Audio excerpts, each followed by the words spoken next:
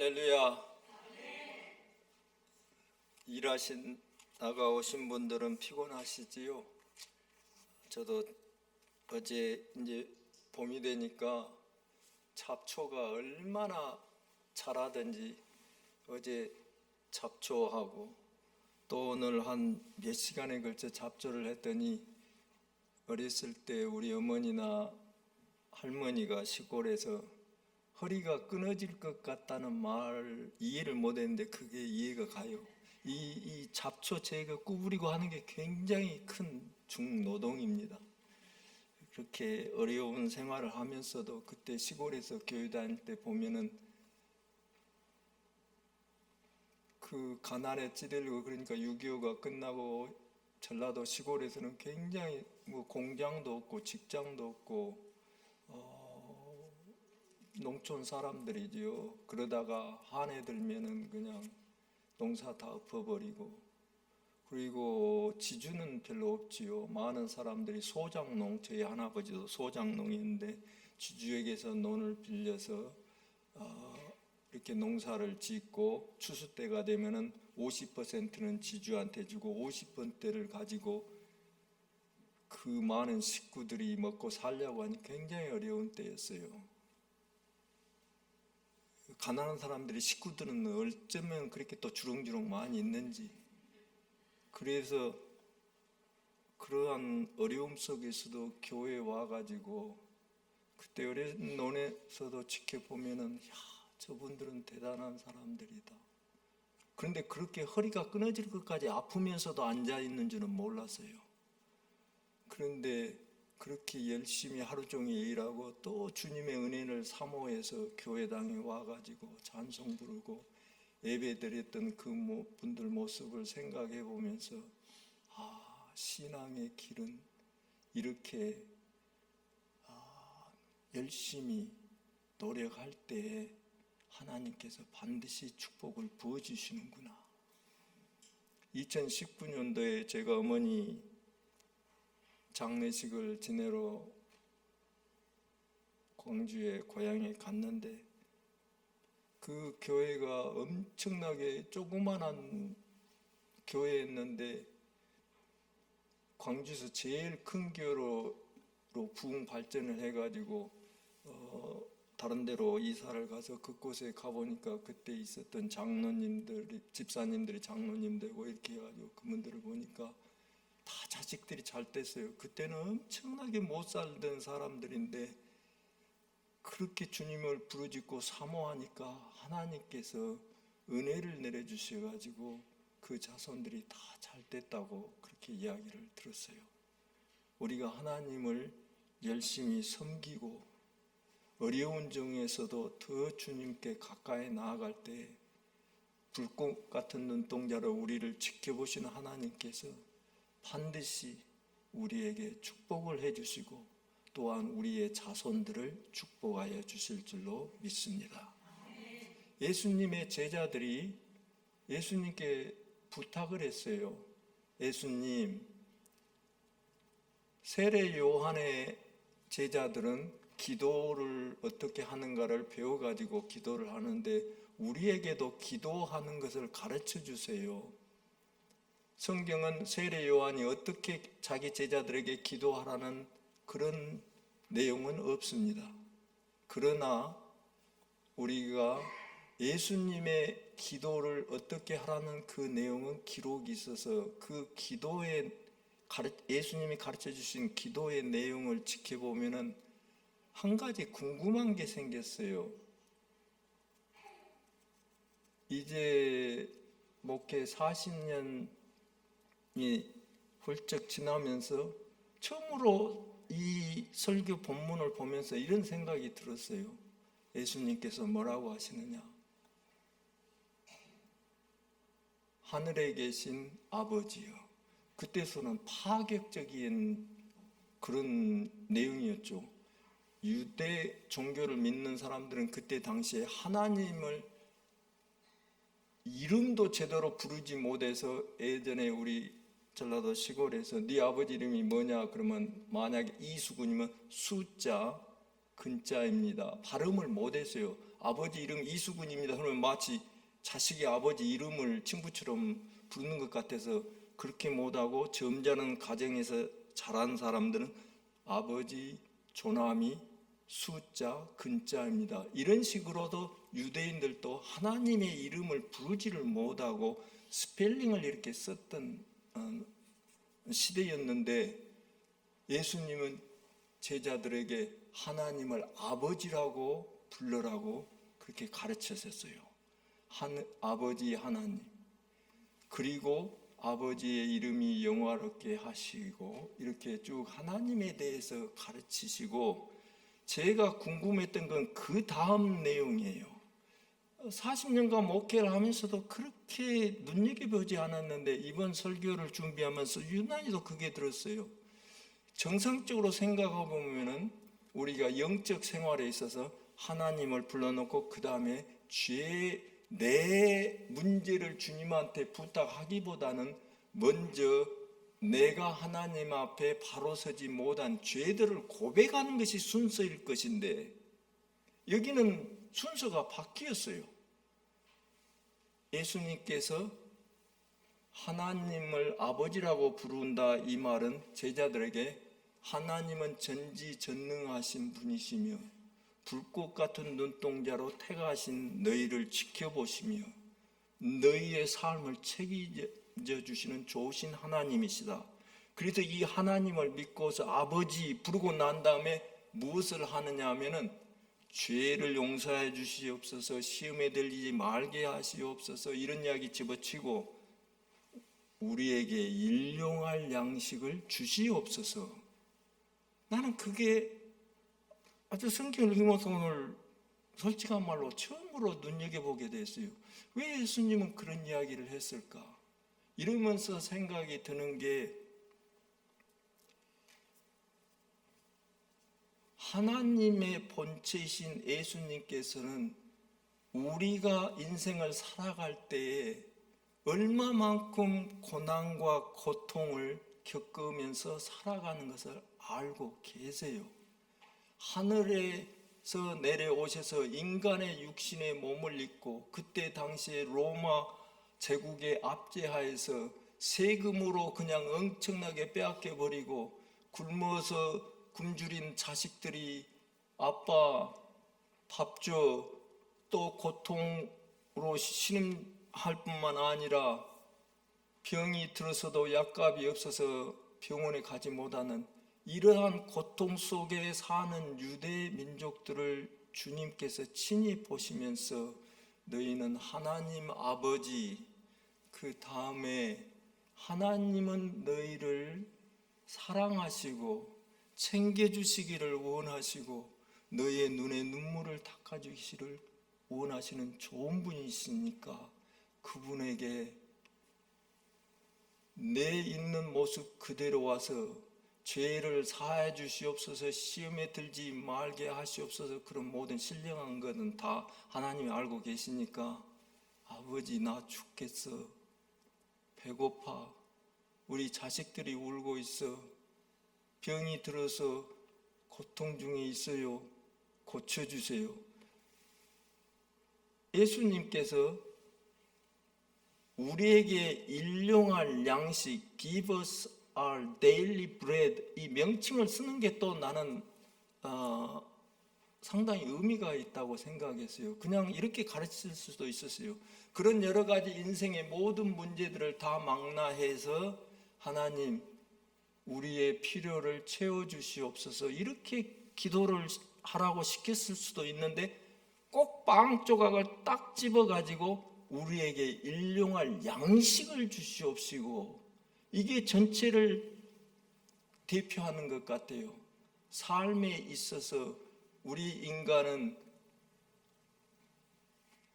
재정적인 이러한 궁핍에서 해방돼야 되겠고 또한 육체가 아플 때는 육체의 고통에서 치료를 받아야 되겠고 여러 가지 삶의 문제가 있습니다. 그런데 예수님은 이게 빵을 대표로 해서 구하면서 우리의 삶의 가지가지 여러 문제들에 대해서 무엇이든지 하나님 아버지께로 구하라고 그렇게 제자들에게 가르치셨어요.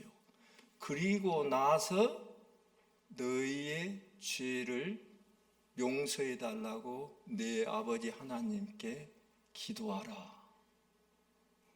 얼마만큼 예수님은 우리의 삶에 영혼의 그 용서 보이기 이전에 정말로 피눈물을 흘리는 그 부모의 마음, 자식이 배가 고파서 우는 그 소리처럼 엄마의 부모의 마음을 아프게 하는 것이 없다고 합니다. 시골에서 보면은 밭에 가서 논에 가서 일하고 아이 혼자 그냥 방에다 눕혀놓고 파리떼들은 시커멓게 아이의 입 주위로 달라붙어 있고 시골에서 그랬어요. 그러다가 밥대를 놓치고 집에 서둘러 돌아오면은 애는 그냥 막 배가 고파서 울다 지쳐가지고 울 힘조차도 없는 그러한 상황이 많이 있었어요. 그런데 그 이야기를 하는 게 제 이야기예요. 우리 엄마가 그랬어요. 소장농의 그 시가집에 결혼을 해가지고 50% 가지고 살 수가 없어요. 그래서 젖을 아무리 줄라 해도 젖이 안 나오는데, 그래가지고 옛날 한국에서는 젖동량이라는 말이 있어요. 그래서 젖이 좀 많이 나온 사람한테 우리 아기 좀 먹여줘서 그래가지고 젖동량을 해가지고 제가 자랐거든요. 자식이 배가 고파서 그렇게 울 때 그 엄마의 마음이 얼마나 찢어지겠어요. 거기다가 젖이 안 나오는데 하나님께서 이런 귀한 말씀을 주셨어요. 이사야 선지자를 통해서 아기를 품에 안고 젖을 먹이는 그 엄마가 혹시 밭에서 일을 하든지 뭐 하다가 그 아기를 잊을지언정 그것은 불가능한 일이겠죠. 어떻게 산모가 자기 아이를 잊겠어요? 설령 그런 일이 있을지라도 나는 절대로 너희를 잊지 않겠다. 얼마나 좋으신 하나님인지 몰라요. 그리고 하나님께서 말씀하시기를 내 백성이 지식이 없어서 망하는도다. 무슨 말이에요? 모든 기적은 하나님의 말씀을 우리가 믿고 믿음으로 화합하고 행동으로 옮길 때 기적이 일어납니다. 예를 들어서 하나님은 병자를 치료하시고 이사야서 53장에 예수님께서 채찍에 맞음으로 우리가 나음을 입었도다. 또 예수님께서 베드로의 장모님이 아프셔서 그 병자를 베드로의 장모님을 고치시고 그 다음에 많은 사람들을 치료하셨는데 그때 인용한 성경 구절이 53장인데 그가 우리의 질고를 지고, 그 말은 우리의 모든 병과 슬픔을 예수님께서 우리를 대신해서 짊어지셨다는 그 이사야 53장의 말씀을 인용합니다.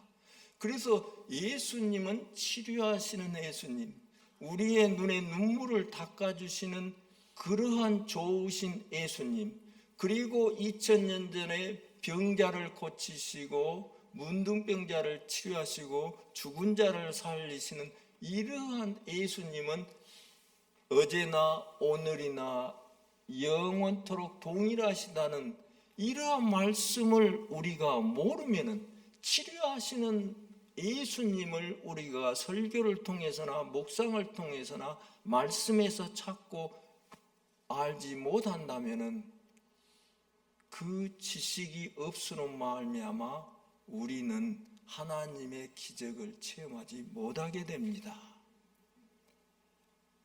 우리 교회에서 새해 책갈피로 나눠주신 이 그걸 뭐라고 하나요? 책갈피 그게 뭐라고 써져 있는지 기억하세요? 요한 3서 2절을 딱 기록해 놔가지고 우리에게 줬어요. 사랑하는 자여 내 영혼이 잘됨 같이 내가 범사에 잘되고 강건하기를 건강하기를 내가 간구하노라. 하나님은 우리가 예수님을 잘 믿고 성령 충만하고 영혼이 잘되는 것을 원하신 뿐만 아니라 우리가 모든 일에 잘되고 그리고 또한 건강하게 살기를 원하시는 것을 믿으시기 바랍니다. 이러한 말씀을 모르면 믿음으로 화합을 할 수가 없고, 그래서 성경은 내 백성이 지식이 없어 망하는도다. 나는 이 요한 3서 2절이 유난히도 마음에 닿는 게 출애굽기 15장 26절 말씀을 붙들고서 나 여호와는 너희를 치료하시는 하나님이라는 그 출애굽기 15장 26절 말씀을 붙들고서 오살리 금식기도원에 가서 3일 금식을 하면서 폐결핵을 치료양 받고 그 다음에 땡전 한 푼 없는 나에게 하나님께서 미국에 가라는 소원을 주셨을 때 우리 집에서 쫓겨난 주제에 미국을 어떻게 가요? 그때 당시에는 84년도 이때는 미국 비자 얻기가 굉장히 어려웠어요. 그리고 정부에서도 외환 관리 때문에 유학을 가기를 굉장히 어렵게 했고, 그래서 그때 미국 그 비자를 얻기 위해서는 한국말이 좀 잘 안 나오네요. 그러니까 이해하십시오. 영어만 설교하다가 한국말로 하니까 잘 안 되네요. 재정 증명서가 있어야 됐어요. 당신이 돈이 얼마나 당신 부모가 많이 가지고 있는가. 왜 그러냐면은 돈이 없는 자식이 미국에 비행기표만 딸랑 가지고 가면은 안 돌아와. 또 미국에 눌러 앉아서 미국에게 이 재정적으로 손해를 끼친다 그래서 안 했는데, 우리 아버지 선생 월급 받아가지고 있는 돈도 없고, 그래서 재정 보증이라는 게 별로 뭐 쓸만한 게 없고, 그때 당시에 또 막 5명이 다 대학을 다니고 의대 약 때문에 그냥 복잡했어요. 그래서 나는 이것을 믿었어요. 요한 3서 2절 사랑하는 자여 내 영혼이 잘된 같이 내가 범사에 잘되고 범사의 모든 일에 잘되고 강건하기를 내가 간구하노라. 하나님 약속하셨습니다. 하나님은 거짓말 할 수 없는 분. 나는 이 약속의 말씀을 붙들고 미국 대사관에 비자 인터뷰 갑니다.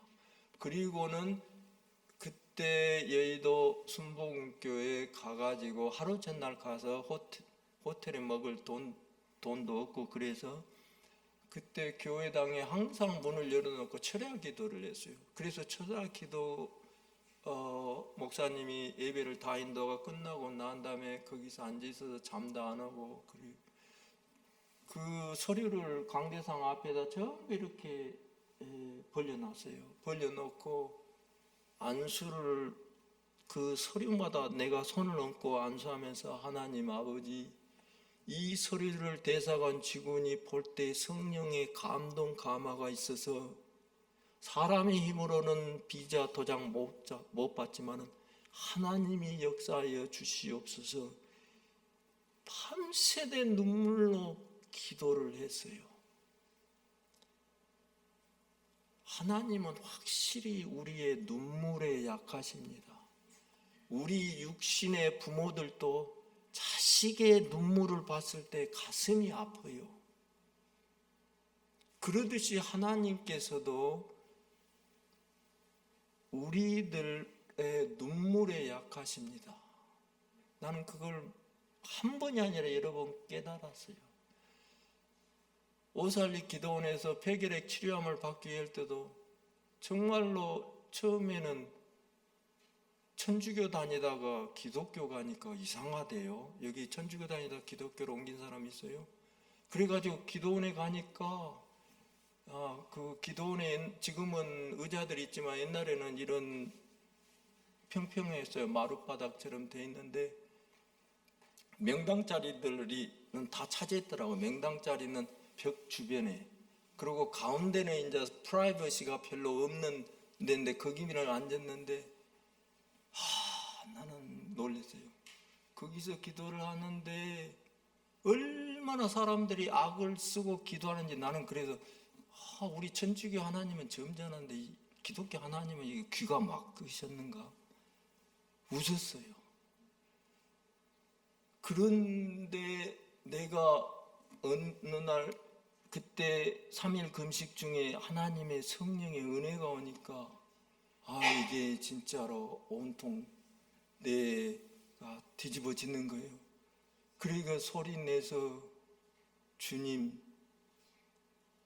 치료 안 해줘도 좋습니다. 이제 주님이 나를 위하여 십자가에 달리셨음을 안 이상 나는 설령 폐기력으로 죽더라도 주님을 위해 믿고 죽겠습니다. 그 순간 얼마만큼 가슴이 환해지면서 정말로 주님 감사합니다. 집으로 내려가는 광주고속버스에서 하나님께 감사를 했는데 그때 그 흐르는 눈물을 하나님께서 보셨던 것 같아요. 하나님은 우리의 눈물을 보십니다. 히스기야 왕이 어떻게 했어요? 이사야 선지자를 통해서 히스기야야 너 죽는다. 짐 정리해 갈 준비해. 히스기야가 벽을 향하여 왕과는 모든 아름다운 옷을 벗고 벽을 향하여 주님을 향하여 그렇게 서럽게 울었어요. 그런데 어떤 일이 일어났습니까? 하나님께서 이사야가 집으로 당도하기도 전에 이사야야 너 다시 돌아가서 내 종 히스기야에게 말하라. 내가 15년을 더 너의 생명을 연장하여 주리라. 하나님은 우리의 눈물을 보십니다. 하나님께서 뭐라고 하셨나요? 히스기야에게 이사야 선지자를 통해서 내가 내 눈물을 보았고 내 기도를 들었느니라.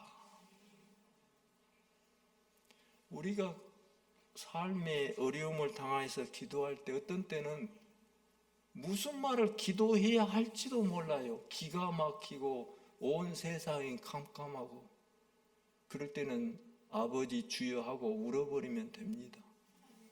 저는 많이 그랬어요. 미국에 와가지고 차 속에 살면서도 힘들고 어렵고 배고프면은 그냥 주님 앞에 울었어요. 차 속에서 그냥 울어버렸어요. 아내가 없을 때도 울어버렸어요. 그 희한하대요. 하나님이 내 아내 달라고 눈물을 딱 보는 순간 아내가 하나 생겨버렸어요.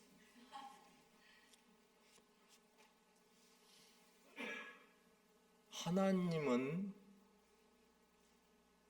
죽은 자를 살리시며 없는 것을 있는 것 같이 부르시는 전지전능하신 분이십니다. 그것을 예수님께서 제자들에게 어떻게 기도할 거냐고 물어볼 때 그것을 가르쳐 준 것입니다. 그 하나님을 너희들은 믿고서 내가 무엇이 필요한지 그것을 내 아버지께 여쭈라고 가르치셨습니다. 인생 참 힘들 때가 많아요. 이제 살만하면 또 저같이 나이가 들면은 이제 자식 걱정 잘 살아야 될 텐데 또 손자 손녀가 생기면 또 이게 걱정거리가 하나둘 계속 늘어나요. 우리 막둥이가 아프다고 하니까 하와이로 이사 갔는데 더 크게 걱정이 돼서 주님 앞에 기도하고 우리는 하나님 나라에 갈 때까지 끝임없는 문제 속에 살고 있습니다. 그때에 우리는 주님이 가르쳐 주신 이 기도를 생각하고 아버지시여 하나님은 내 아버지시고 하나님은 할 수 있습니다. 그때 예수님께 또 이런 말씀을 하셨어요. 할 수 있거든이 무슨 말이냐? 믿는 자들에게는 능치 못할 일이 없느니라. 믿어야 됩니다. 나의 의인은 믿음으로 말미암아 살리라. 세상 것 의지해 본들 소망 없습니다. 그러나 우리가 믿음으로 주님 앞에 눈물로 기도할 때에 기적은 일어납니다. 그리고 예수님께서 또한 주기도문을 가르쳐 주신 다음에 이런 말씀을 하세요. 어떤 사람이 친구가 왔는데 그 친구에게 줄 음식이 없어서 옆집 친구에 가서 음식 좀 주세요, 나눠주세요 하니까 그 사람이 야, 우리 잠자리 다 들었는데 어떻게 음식을 줘? 그러니까 예수님께서 이런 말씀을 하십니다. 그 사람이 음식을 구하는 그 사람의 요구에 바로 응답은 안 하지만 그 사람이 포기하지 아니하고 간청을 함으로 말미암아 그 사람의 요구에 응해줬다고 이렇게 말씀을 하셨어요. 그 뜻은 우리가 기도할 때 끝까지 믿음으로 나가야 됩니다. 몇 번 기도하고 기도 응답이 없네 하고 포기하면 안 됩니다. 저도 폐결핵에 걸렸을 때, 미국에 비자 받으려고 할 때, 또 차 속에 살 때 하나님의 기적을 구할 때 그냥 아버지 이렇게 해주세요 한 번으로 끝난 게 아닙니다. 눈물로 주님께서 이렇게 하셨지요. 밤낮으로 부르짖는 자에게 하나님께서 응답하지 아니하겠느냐. 우리는 믿음을 가지고 하나님께 응답이 있을 때까지 끝까지 믿음으로 예배에 참석하고 기도하고 말씀을 묵상하면서 나가야 합니다. 마지막 4부는 이 말씀을 묵상하십시오. 잠언서에 꿈이 없는 백성은 망하리라. 치료함 받겠다는 꿈, 내일은 오늘보다 나으며 내년은 이번 달 금년보다는 좋아진다는 그 꿈이 있어야 됩니다. 몸이 아플지라도 지금은 아프지만 하나님께서 반드시 기적을 베푸셔서 다음 달 내년은 더 좋아진다는 이러한 믿음을 가지고 꿈을 가지고 나가야 합니다. 그 꿈을 가질 때 바라봄의 법칙을 사용하십시오. 하나님께서 아브라함에게 너에게 많은 자손을 주리라고 말씀하셨을 때 어떻게 했습니까? 아브라함아 하늘의 별을 보라, 바닷가의 모래를 보라. 백문이 불여일견이라는 말이 있습니다. 100번 듣는 것보다 한 번 보는 것이 더 낫다는 말입니다. 제가 하는 기도의 스타일은 항상 하나님 아버지 하면은 내가 원하는 것, 내 손녀딸이 치료함을 받은 그것을 바라보고 놀이터에서 재밌게 노는 모습을 염상하면은 그러면 중언부언이 안 나옵니다. 중언부언이 나오는 것은 하나님 고쳐주십시오 하는데 확신이 없으니까 고쳐달라면 계속해요. 그런데 한 번 눈으로 봐버린 것은 바라봄의 법칙을 사용해서 기도가 이미 이루어진 모습을 바라보면 그때는 어떤 말이 나와요? 하나님 감사합니다. 감사로 제사를 드리는 자가 나를 영화롭게 하나니 내가 그에게 하나님의 구원을 보이리라. 그래서 인생길 험하고 마음 지쳐 참 살아갈 용기도 없어질 때, 그런 때도 있어요. 단념하지 마시고 절망하지 마시고 죽은 자를 살리시고 없는 것을 있는 것 같이 부르시는 전지전능하신 하나님을 아버지라고 부르고, 하나님 아버지 나 좀 살려줘. 그 자식의 눈물을 보고 하나님이 반드시 우리에게 기적을 베풀어 주실 줄로 믿습니다. 그리고 반드시 기도를 100번 하지 말고 바라봄의 법칙을 사용해서 하나님이 이루어 주셨을 때, 나는 나름이 가끔 보면은 이런 모습을 봐요. 우리 나른이가 이제 많이 좋아졌어요. 나 처음에 왔을 때는 인사도 안 해. 도망갔지. 엄마가 얼마나 인사를 하기도 안 해. 요즘은 인사도 하고 하는데 내가 이렇게 봐요. 하나님 이 아이를 축복하여 주시사. 목회자의 딸로 태어나서 얼마나 목회자 그 아빠가 어렵겠습니까? 이 아이가 정상적으로 돼가지고 막 뛰어나는 모습을 보고 인사도 잘하고 이런 모습을 봐면서 하나님 감사합니다 이런 기도를 가끔 봐요. 나린이를 보면은 내가 바라봄의 법칙을 사용하십시오. 그리고 하나님께 감사하십시오. 감사로 제사를 드린 자가 나를 영화롭게 하나니 내가 저에게 하나님의 구원을 보이리라. 아멘.